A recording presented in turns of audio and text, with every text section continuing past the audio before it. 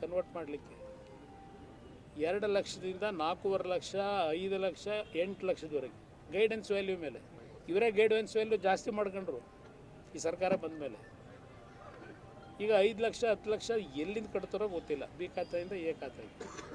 ಅದರಿಂದ 10-15 ಸಾವಿರ ಕೋಟಿ ವಸೂಲಿ ಮಾಡ್ತಾರೋ, ಇದು ಜನತೆ ಉಡುಗೊರೆ ಕೊಡ್ತಾರೋ ಇಲ್ಲ ಆ ಬಿ ಖಾತಾ ಏನು ಇಟ್ಕೊಂಡಿದ್ದಾರೆ ಅವರಿಂದ ಸರ್ಕಾರ ಉಡುಗೊರೆ ತಗೋತಿದೆಯೋ ಗೊತ್ತಿಲ್ಲ ನನಗೆ. ದೀಪಾವಳಿ ಕೊಡುಗೆ ಈ ರೀತಿ ಜನಗಳ ಮೇಲೆ ತೆರಿಗೆಯನ್ನು ವಿಧಿಸಿ ಪ್ರತಿನಿತ್ಯ ಜನಗಳಿಂದ ಇವತ್ತು ದುಡ್ಡು ವಸೂಲಿ ಮಾಡಿ ಗ್ಯಾರಂಟಿ, ಇದು 6ನೇ ಗ್ಯಾರಂಟಿ ಅಂತೆ, 5 ಗ್ಯಾರಂಟಿ ಕೊಟ್ಟಾಯ್ತು, ಈಗ 6ನೇ ಗ್ಯಾರಂಟಿ ಈ ಥರ ಹೇಳ್ತಾರೆ.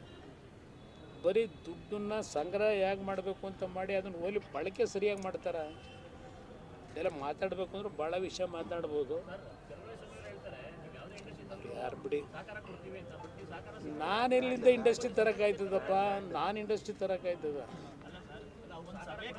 ಒಂದು ನಿಮಿಷ ಅವ್ರಿಗೆ ಏನಾದರೂ ಒಂದು ನಿಮಿಷ, ನಾನು ಅವ್ರ ಬಗ್ಗೆ ಚರ್ಚೆ ಮಾಡೋಕ್ಕೆ ಹೋಗಲ್ಲ. ಭಾಳ ದೊಡ್ಡರಿದ್ದಾರೆ ಅವರೆಲ್ಲ, ಭಾಳ ಬುದ್ಧಿವಂತರು ಇದ್ದಾರೆ ಅವರೆಲ್ಲ.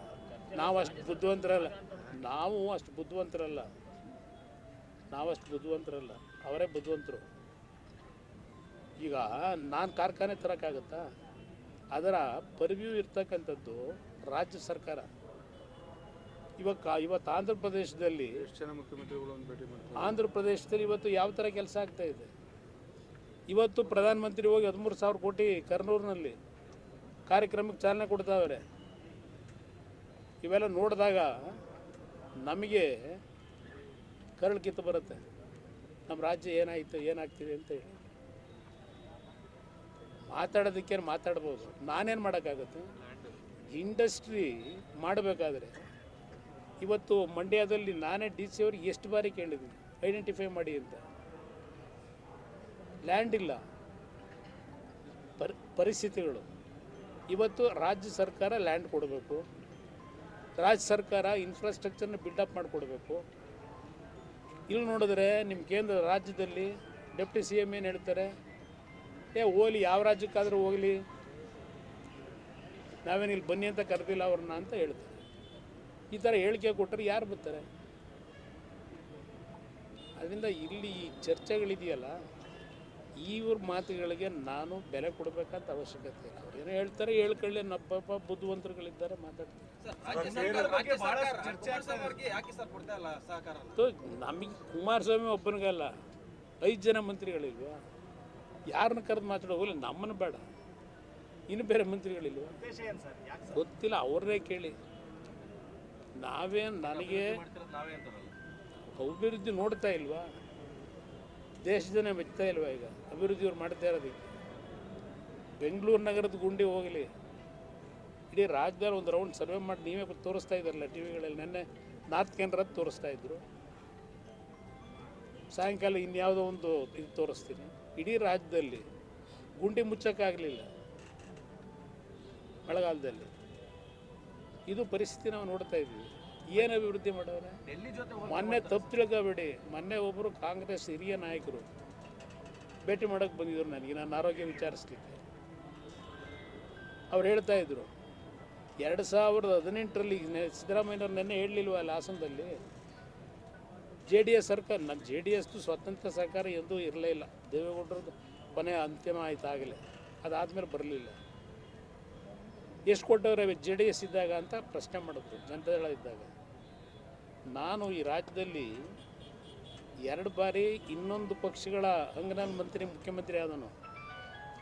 ರೈತರ ಸಾಲ ಮನ್ನಾ ಮಾಡಿ ತೆಗಿಲಿ, ಮುಖ್ಯಮಂತ್ರಿಗಳು ಜನಗಳ ಮುಂದಿಡಲಿ. ನಾನು ಈ ರಾಜ್ಯದ ಮುಖ್ಯಮಂತ್ರಿ 2ನೇ ಬಾರಿ ಅವ್ರ ಜೊತೆ ಸರ್ಕಾರ ಮಾಡಿ ಯಾವ ಶಾಸಕರಿಗೆ, ಯಾವ ಪಕ್ಷದ ಶಾಸಕರಿಗೆ ಎಷ್ಟೆಷ್ಟು ಆ ಕ್ಷೇತ್ರದ ಅಭಿವೃದ್ಧಿ ಇಟ್ಕೊಟ್ಟಿನಿ ತೆಗೆದು ಜನಗಳ ಮುಂದೆ ಇಡಕ್ಕೆ ಹೇಳಿ. ಹೇಳ್ತಾರೆ, ಮೊನ್ನೆ ಬಂದವರು ನನ್ನ ಆರೋಗ್ಯ ವಿಚಾರಿಸೋಕೆ ಬಂದಂಥ ಕಾಂಗ್ರೆಸ್ ಮುಖಂಡರು, ಮಾಜಿ ಮಂತ್ರಿಗಳೊಬ್ಬರು, ನಿನ್ನ ಕಾಲದಲ್ಲಿ ಏನು 500 ಕೋಟಿ ಕೊಟ್ಟೆ 14 ತಿಂಗಳಲ್ಲಿ, ಅದೇ ಇವತ್ತು ಕೆಲಸ ನಡೀತಿರೋದು ಅಂತ ಹೇಳ್ತಾರೆ. ಕಾಂಗ್ರೆಸ್ನ ಒಬ್ಬರು ಹಿರಿಯ ನಾಯಕರು. ಇದು ನಾನು ಕೊಟ್ಟಿರ್ತಕ್ಕಂಥ ಕಾರ್ಯಕ್ರಮ, ಇವರಿಂದ ಕಲ್ತ್ಕೋಬೇಕಾಗಿತ್ತು. ಬರ್ತಾ ಇರ್ತೀನಿ, ಅದೆಲ್ಲ ನೋಡಿ. ನನಗೆ RSS ಬಾನು ಮುಷ್ಟಾಕ್ದು ಇವೆಲ್ಲ ನಾನು ಪ್ರಾಮಿನೆನ್ಸ್ ಕೊಡಲ್ಲ. ನನಗೆ ಬೇಕಾಗಿರೋದು ಸರ್ಕಾರ ನಡೀತಾ ಇದೆ. ಇವತ್ತು ರಾಜ್ಯದಲ್ಲಿ ಈ ಮಳೆಯ ಅನಾಹುತಗಳಿಂದ ಏನೇನು ಜನಗಳ ರೈತರು ಇವತ್ತು ಸಂಕಷ್ಟದಲ್ಲಿದ್ದಾರೆ, ಮೊದಲು ಅದರ ಬಗ್ಗೆ ಗಮನ ಹರಿಸಿ, ಇವೆಲ್ಲ ಆಮೇಲೆ ಚರ್ಚೆ ಮಾಡೋಣ.